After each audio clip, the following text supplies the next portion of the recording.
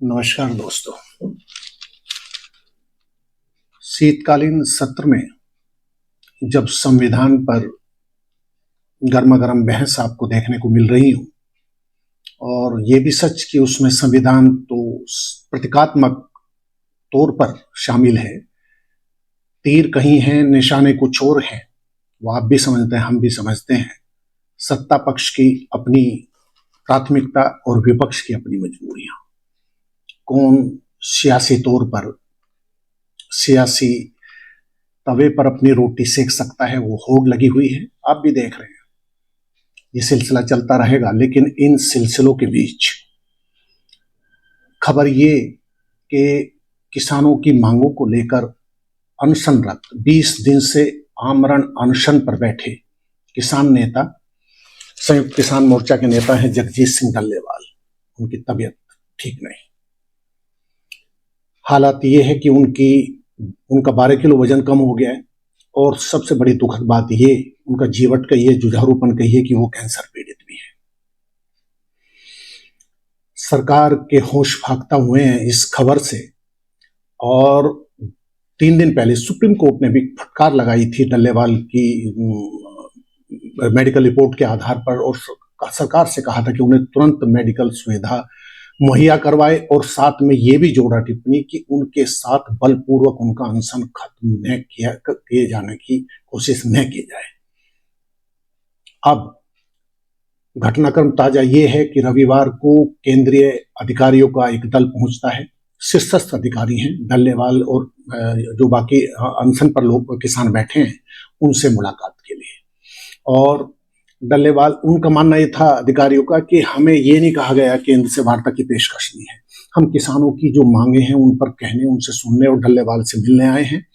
और ये जो मुलाकात है, ये अफसरों ने जो डेरा डाला, चले भी गए हैं, उन्होंने ब्रीफिंग भी की, उन्होंने कहा कि केंद्र को अपनी रिपोर्ट भेजेंगे जो किसानों की मांगे हैं और क्या हो सकता है।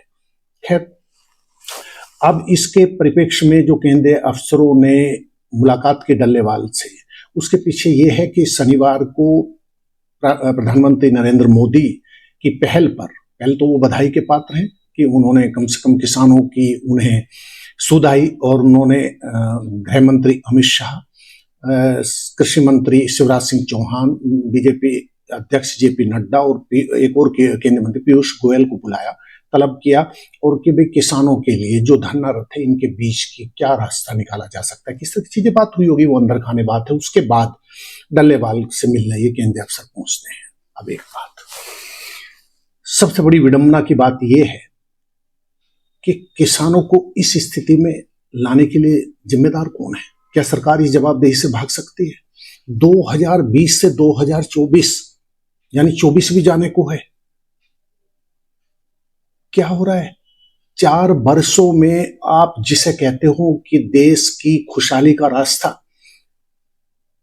किसानी से होकर गुजरता है, खेती से होकर गुजरता है, जिस देश में 50% आबादी परोक्ष या परोक्ष तौर पर किसानी से, खेती से जुड़ी हुई हो, क्या मांग रहे हैं किसान? कौन सी मांगे हैं जो बेहद बेहद जो है अन्यथा लगी हैं सरकार को, या जिस पर बैठकर सहमति नहीं हो सकती? 3 कृषि कानूनों को जब प्रधानमंत्री बाकायदा राष्ट्र के नाम संबोधन में रद्द करने की घोषणा कर सकते हैं, ये वो कृषि कानून है जो तत्कालीन राष्ट्रपति कोविंद ने उन पर सहमति दी थी, संसद में पेश किया, पास हुआ। और उसके बाद जब बवाल मचा, वो सब जगजाहिर है, आंदोलन पर उतरे किसान। और एक तरीके से उसका पटाक्षेप ये माना जा सकता है, लाल किले वाली जो 26 जनवरी पे जो हुआ वो अराजक था, ठीक है, और ईश्वर करे उसकी पुनरावृत्ति देश में आंदोलन के नाम पर न हो। जो गैर जायज है वो गैर जायज है, जो आपत्तिजनक है वो आपत्तिजनक है। लेकिन मूल बात यह कि किसानों के कसक को, दर्द को समझा क्यों नहीं जा रहा है? क्या गूंगी बहरी हो गई है सरकारें? आप जो हैं, आप देखिए हालात किसानों की कि 2020 से किसान आंदोलनरत है। कभी भूमि, वो मुआवजे की बात कहते हैं, वो भूमि अधिग्रहण बिल की तेहरे की जो बिल था उसकी कानून की बात करते हैं, उस पर अमल किया जाए। वो एमएसपी की बात कर रहे हैं, वो डॉक्टर स्वामीनाथन रिपोर्ट को लागू करने की बात कह रहे हैं। वो स्वामीनाथन है, जगजीत सिंह डल्लेवाल बहुत काम की बात कहते हैं। वो कहते हैं कि भाई देखिए विडंबना इस देश की सरकार की, जिन स्वामीनाथन को भारत रत्न दिया जा सकता है, जिस महान कृषि वैज्ञानिक को, जिनकी सिफारिशें हर बार संसद में गूंजती हैं, नेता जिक्र करते हैं, किसान आंदोलनकारी उस पर अमल करने की कहते हैं। इतनी बड़ी शख्सियत की जो रिपोर्ट है, जिस पर अमल होनी चाहिए, उस पर अमल क्यों नहीं होता? आप जिस शख्सियत के वर्क को आप इतना अप्रिशिएट करते हो कि उन्हें भारत रत्न दे सकते हो, आप डिजर्व करते हैं, इससे भी ज्यादा के लिए डिजर्व करते हैं, लेकिन उस शख्स की किसानों के हित के लिए, उनकी बेहतरी के लिए जो रिपोर्ट है, उस पर अमल क्यों नहीं किया जा सकता? क्या वजह है, क्या दिक्कतें हैं? वोट लेने के नाम पर आप बांटते हैं, किसानों का वोट भी चाहिए आपको, सारा सब कुछ, देश कृषि प्रधान है, रास्ता कृषि से होकर जाता है, लेकिन जब किसानों की अपेक्षा, उनकी बदहाली, बेहतरी की बात आती है तो गूंगी बहरे हो जाती हैं सरकारें। क्या वजह है? अब देखिए आप, अभी पिछले सप्ताह सरवण सिंह पंढेर जो किसान नेता हैं आंदोलनकारियों के बीच से, उन्होंने पीएम को पत्र भी लिखा है। उन्होंने याद दिलाया कि हम कुछ ज्यादा नहीं मांग रहे हैं, उन मांगों पर एमएसपी को कानूनी जामा पहनाया जाए, हम ये कह रहे हैं। इसमें दिक्कत क्या है?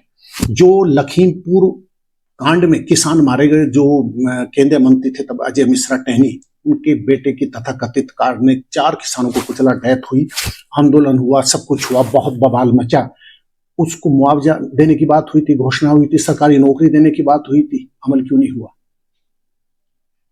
जब अजय मिश्रा को टिकट दिया जा सकता है तो किसानों पे कर्म क्यों नहीं किया जा सकता?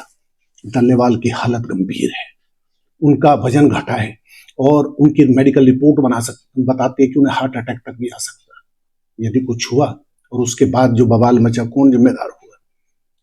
बहुत बड़ा मौका है। प्रधानमंत्री मोदी कहते हैं, वो है भी, कि बहुत आम हालात से वो उठ के आए हैं। चाय वाले का बेटा, वो अपने को बताते हैं, और उन्होंने बहुत लंबे संघर्ष पथ तय किया है।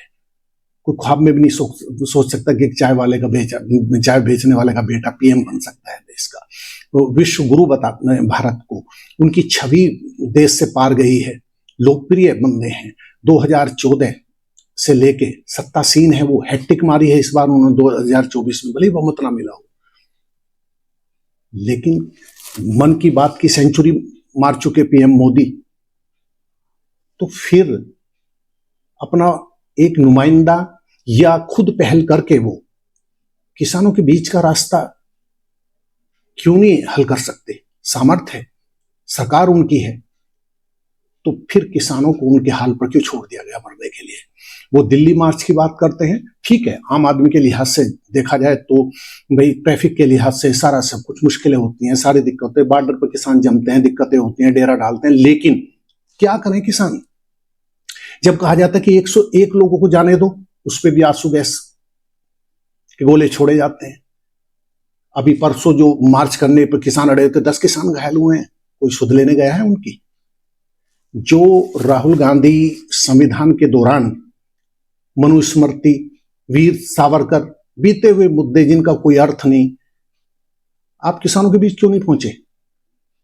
14 फरवरी से किसान धरने पे बैठे हैं, नोएडा में किसान मुआवजे के लिए मर रहे हैं हर बार, मतलब उनकी कुंजी देखिए। इस सर्दीले मौसम में आप हीटर लगाकर रूम में बैठते हैं तो भी आपको कपकपी चढ़ती है।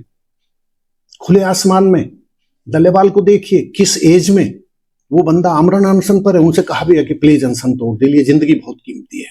वो कहते हैं कि नहीं, लाखों किसानों की जिंदगी से मेरी जिंदगी के सामने मेरी जिंदगी का कोई मोल नहीं। ये आसान है क्या?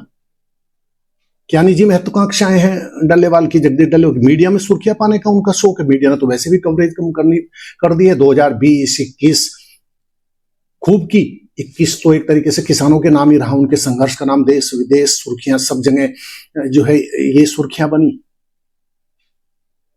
लेकिन फिर वो ढाक के 3 बात किसानों की क्यों नहीं सुनी जा रही है?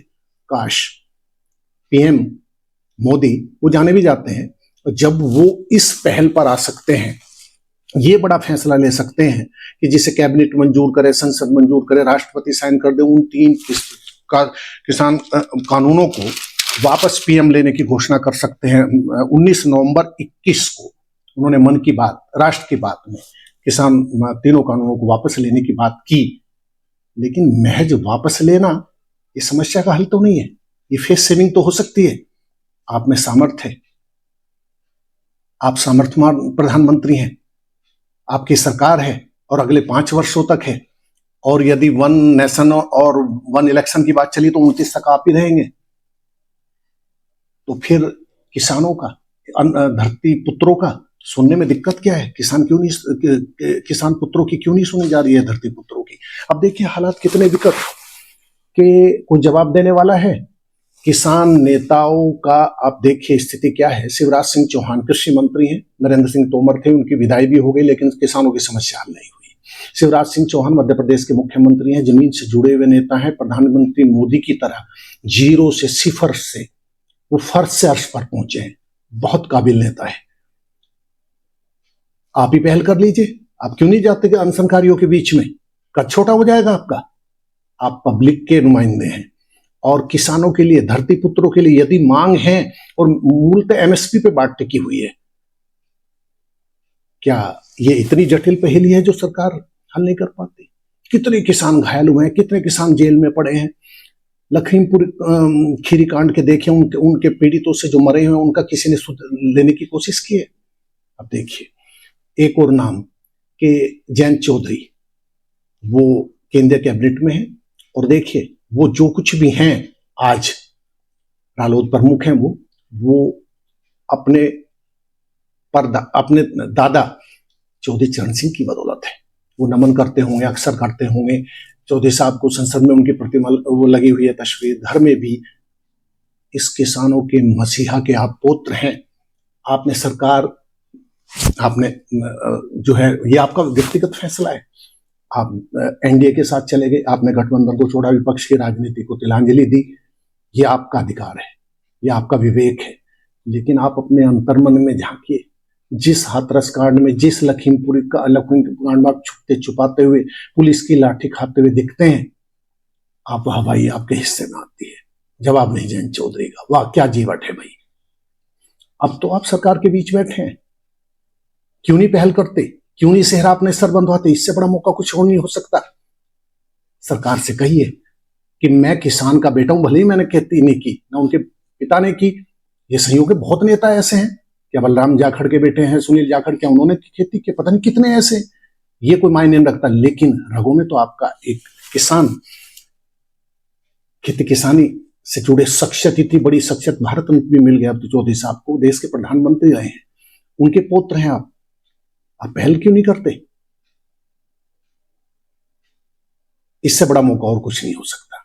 और पीएम मोदी से उम्मीदें हैं कि जिस तरीके की स्थिति है, डल्लेवाल की जान खतरे में है, कम से कम किसी की जान खतरे में हो तभी यदि नींद टूटती है तो यही सही। डल्लेवाल ने बहुत बड़ी बात की कि मेरी जान कीमती नहीं है, किसानों के हित कीमती है। देखते हैं आने वाले दिनों में यदि पीएम मोदी किसानों की भी मन की बात सुनते हैं तो ये बहुत बड़ी उपलब्धि होगी उन किसानों के लिए जिनके हिस्से में आसमानी वादे आए कि आपकी आमदनी दोगुनी कर देंगे। आमदनी दोगुनी तो क्या हुई, आमदनी के लाले पड़ गए। आप सोच सकते हैं गन्ने का मूल्य 300, 350, 325, अलग अलग वैरायटी, अगेती पछेती की बात छोड़िए। जो चीनी उससे बनती है उसके 4500 रुपए कुंतल के भाव हैं। जो 350, 325 में गन्ना जा रहा है उसके पेमेंट की किसान की गारंटी नहीं। और यदि पर्ची नहीं आई गन्ने की तो वो औने पौने भाव में जो है कोल्हू क्रेशर वगैरह पर डालता है। गेहूं बोने हैं उसे डीएपी नहीं मिल रही है। संकट, सरकार संभल में, मस्जिद मंदिर बाकी विवादों में उलझी पड़ी है। सबके लिए समय है।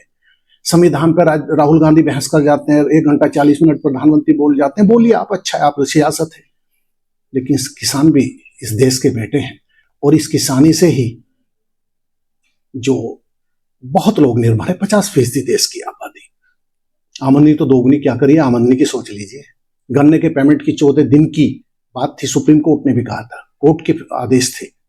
अमल हो रहा है क्या कहीं? दिखा दीजिए पूरे प्रदेश में 1-2 मिलों को, सिर्फ अपवाद के तौर पर। 2-2 साल के जो है पेराई सत्र के पैसे पड़े हैं। आज हालात किसानों की ये है, किसानी से मोह भंग हो रहा है किसानों का। कोई 100 बीघे का भी जमींदार है तो वो ये गारंटी ले सकता कि यदि गन्ने पेमेंट की कोई गारंटी नहीं है कि वो समय से अपने बेटे की फीस या बच्ची की शादी कर देगा क्या। हालात विकट है मोदी साहब, आप सामर्थ्यवान प्रधानमंत्री हैं, इतिहास में नाम लिखा जाएगा आपका। किसानों की सुनिए, उनका दर्द सुनिए। डल्लेवाल जैसे लोग आते रहेंगे जाते रहेंगे, ये जीवट सब में नहीं होता। गोली खा रहे हैं, लाठी खा रहे हैं, इस सर्दीले मौसम में अनशन पर बैठे हैं। प्लीज किसानों की सुनिए मोदी जी। नमस्कार।